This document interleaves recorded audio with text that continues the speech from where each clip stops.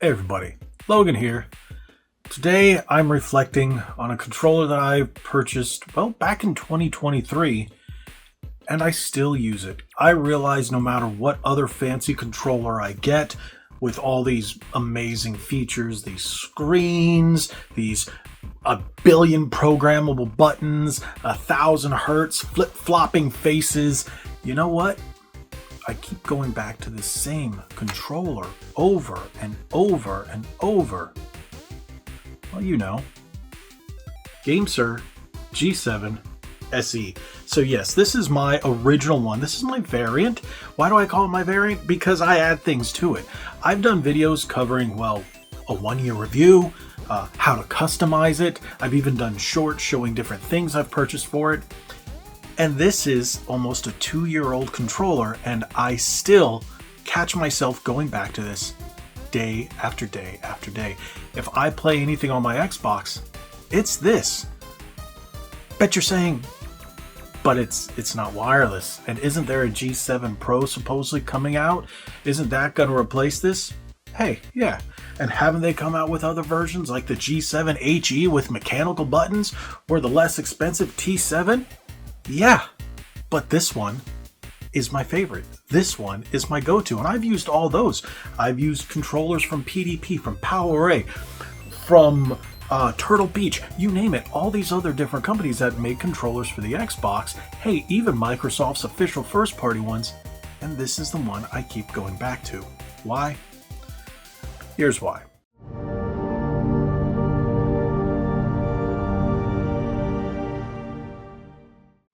Right here. Here's why. Okay. So this is my original day one G7 SE. This is the controller that introduced me to Gamesir and their fantastic controllers. Yes, there are a lot of other great brands out there. And if you guys watch the channel, you know there's a lot of other companies that I really think are fantastic. Companies like PowerA and 8BitDo, among others, that I really, really like. But I keep going back to Gamesir. I just can't put my finger on it. Why? Oh wait, yes I can. I'm going to tell you why. What you see here, these are my thumbstick caps. This is the only thing is, I know Gamesir makes these, but my favorites are Skull & Co. So it's just the way they feel, and I put these on pretty much all of my controllers. One, I'm not a big fan of the way the sticks get. On the older ones, now that the newer controllers have different colors and everything, you're not going to see the sticks fade or absorb the color of whatever the stick caps. I used to have green on here, so that's what happened there. But this controller originally came with this white faceplate. One of the things that drew me to this controller is the customization ability. I love being able to customize my controllers. If you guys have seen it, I've covered the GameStop CandyCon controllers, but those don't work with the Xbox. If they had a variation that worked with the Xbox, we might be making a different video right now. But I love controller customization. So this is the original one. This is the cable that came with it. This is exactly how it looked when I got it. But one thing I like, and I've done this over time, remove the faceplate. This was the first one I ordered. Has a bunny on it. Okay, it's red, black, and white. I liked it. There you go. But you know what? I wasn't a big fan of the sticks. So when you remove this, you can easily swap them out with other sticks. You can swap them out with the CandyCon ones. You can swap them out with, hey, I did purchase these Xbox 360 ones, and they don't fit. So I'll tell you that, they don't fit. I wanted to try that in the video. So if you go online and you're like, hey, I like the Xbox 360 style, those don't fit. But these do, that I purchased here. In my previous video, where I did customization, I used the red ones. I have red and gold. These are metal sticks. So these are really cool. These fit in here perfectly. Whoops, whoops, whoops. Come on. Put that down there so I can actually see. Now, all these sticks are designed to have a specific notch in which you slide it on in. There we go. So they fit on the stick. If you put them in the wrong way, well, let's say just don't. So you got metal sticks there. It's really nice feeling. And you never have to worry about the rubber wearing down because, well, there isn't. It's all metal. And you can pick and choose whatever color you want. So I think that's pretty cool, putting metal sticks on the red faceplate against anti-friction rings. Now, as long as you don't mind the texture and the slickness of the inside for the metal ones, you are fine. You can also put the thumbstick caps on here as well if you just like the weight and the feel of the metal sticks. They're really, really nice. And partnered with the anti-friction rings, they feel and look great. So you can swap those in and out.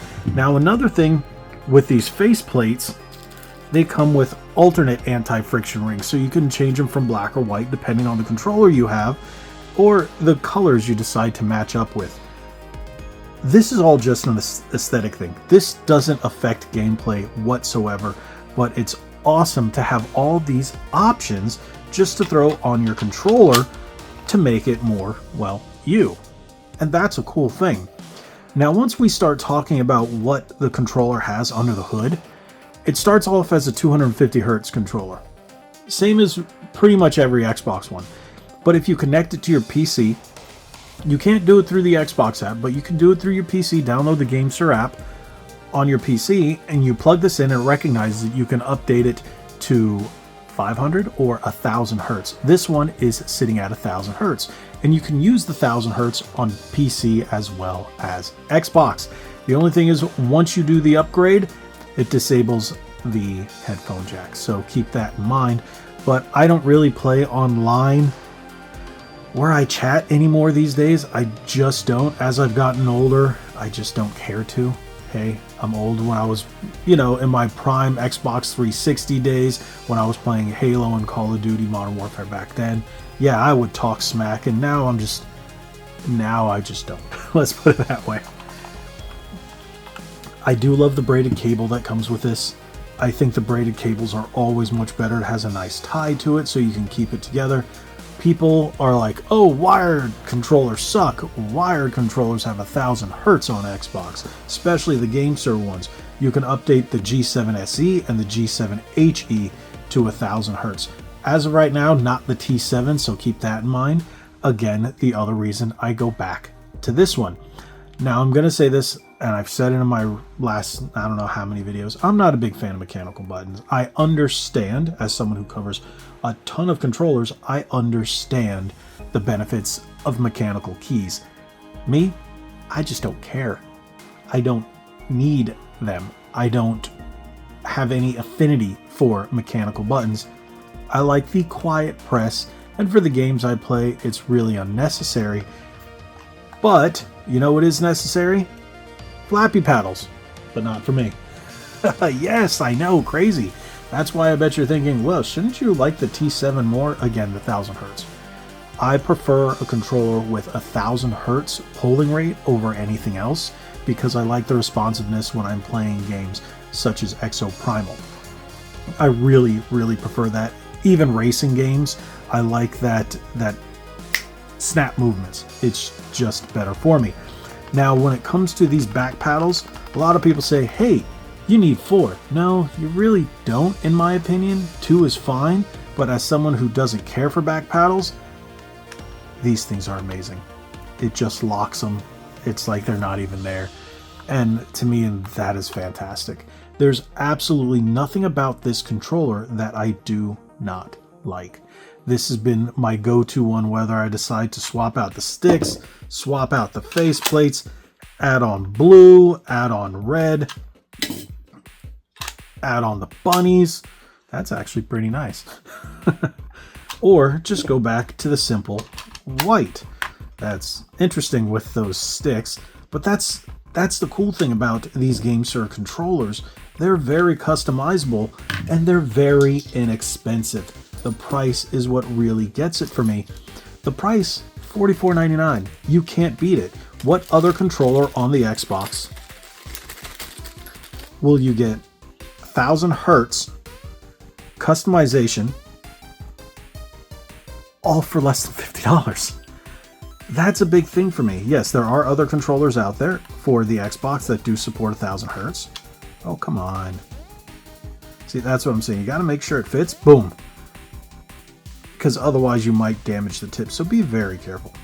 But tell me another controller you can get out there with 1000 Hz for the Xbox for this price And I'll tell you what, I haven't seen it. I'll cover it if I can find it, but I haven't seen it. Now, these might be nice on the Iron Man version of the G7 HE, which I do have, but that's not for this video. So there you go. You can just swap them out, put back in your OGs. Come on, come on.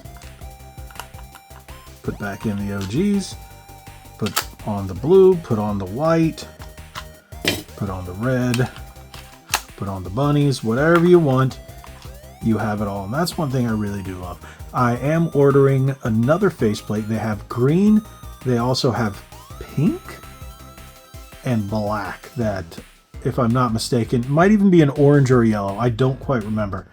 But they're available on Amazon. That's where I bought the red and the blue. You might have seen it. I've done it on shorts before, but I really, really like these controllers. And this is literally my go-to. And wireless isn't a necessity for me because of how close I am to my Xbox in proximity to the console in my game room. I'm about 4 feet away, and the TV's just about maybe 5 feet away. So even if I lean back an extra foot, it's still only 6 feet, and this is a 10-foot cable. So I've got more than enough space. And when it comes to competitive play, this has been my go-to. Like I said, 1000 hertz. It's just a great controller. So if you're looking at buying any of the Gamesir controllers, I really think this is a fantastic one to go with. Yes, you have the Collide Flux, the HE. And if you're playing on PC, you got the Cyclone 2, you got the Tarantula Pro. There's plenty of options out there. But if you want to play on Xbox and have a controller that works on PC as well, with 1000 hertz and get the most bang for your buck, there you go, the G7 SE. This is why I've still been using it to this day, almost 2 years later since its release. And, you know, it's my daily driver. I think it is definitely, hands down, still worth it in 2025. Until they come out with a wireless one, the G7 Pro, if that is the case, yeah, I'll get that one. But if it's got all the mechanical stuff and extra stuff, I'll still go back to this one. I think the G7 SE is definitely the controller for me. Thank you guys so much for watching. If you haven't already, hit that subscribe button, hit that like button, share this video. Tell me what you guys think of the Gamesir G7 SE. Tell me your experiences with the Gamesir brand, what controllers you've used, what you like. Have you customized any of your controllers? You know what? If you haven't, follow me on X, RBG_retro, or on Instagram at Red Bandana Gaming, and post your customized Gamesir G7 SE, G7 HE, what have you. Let me see your customizations. I definitely want to see it. Thank you guys so much. Again, if you haven't already, hit that subscribe button. God bless you all. Like we always say, be legendary. Thanks again.